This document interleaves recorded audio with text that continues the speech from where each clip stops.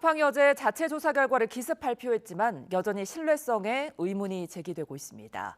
정부는 확인이 안 된 주장이라면서 민관합동조사단에서 조사 중인 사항을 쿠팡이 일방적으로 공개한 데 대해 강력히 항의했습니다. 취재기자 연결해 자세한 내용 살펴봅니다. 오동건 기자, 먼저 어제 쿠팡의 발표 내용부터 정리해볼까요? 네, 쿠팡은 디지털 지문 등 포렌식 증거를 활용해 정보를 유출한 전직 직원을 특정하고 행위 일체를 자백받았다고 밝혔습니다. 이 과정에서 접근한 고객 계정 3,300만 개 중 3,000개 계정 정보만 저장된 것이 확인됐다고 주장했습니다.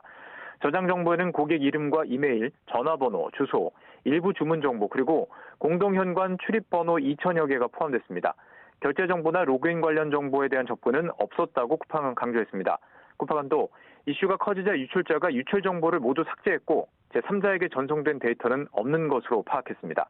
쿠팡은 노트북 회수 과정도 소상히 밝혔습니다.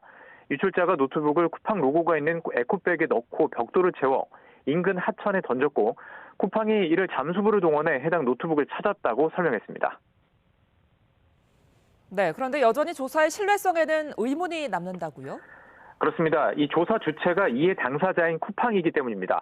쿠팡이 유출자에게 자백을 받았고 유출 내용에 대해 글로벌 보안회사에서 검증을 받았다고 밝혔지만 민관합동조사단의 공인된 조사 결과가 아니라 신뢰성에 의문이 제기되고 있습니다. 쿠팡이 유출자를 어떤 방식으로 접촉해 진술을 확보했는지, 또 민관합동조사단의 조사가 진행 중인데 직접 조사를 수행한 이유도 밝히지 않았습니다. 유출자의 범행 동기 역시 불투명하며 이 유출자가 진범인지조차 수사당국에 의해 검증되지 않았습니다. 노트북을 찾았다고 하지만 증거사진 한 장 공개되지 않은 일방적인 주장에 불과한 상황입니다.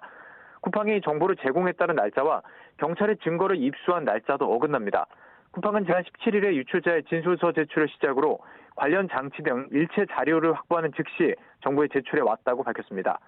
하지만 서울경찰청 사이버수사과는 지난 21일에 쿠팡 측으로부터 피의자가 작성했다는 진술서와 범행에 사용됐다는 노트북 등 증거물을 이미 제출받았다고 밝혔습니다. 4일의 시차가 발생하는 셈입니다.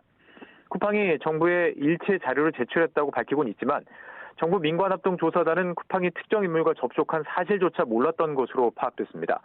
쿠팡 정보유출 민관합동조사단 관계자는 언제 쿠팡이 해당 인물과 접촉한 사실을 알았느냐는 질문에 쿠팡이 관련 정보를 조사단에 공유하지 않았다고 답했습니다. 이어 쿠팡이 접촉했다고 주장하고 있는 인물이 누구인지도 모르며 진범 여부조차 경찰이 확인할 것이라고 말했습니다.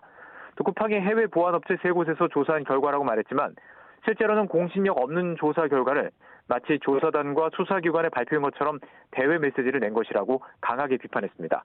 앞서 과기정통부는 조사 중인 사항을 쿠팡이 일방적으로 알린 데 대해 강력히 항의했다고 밝히며 쿠팡이 주장하는 내용은 확인되지 않았다고 못 박았습니다. 지금까지 YTN 오동건입니다.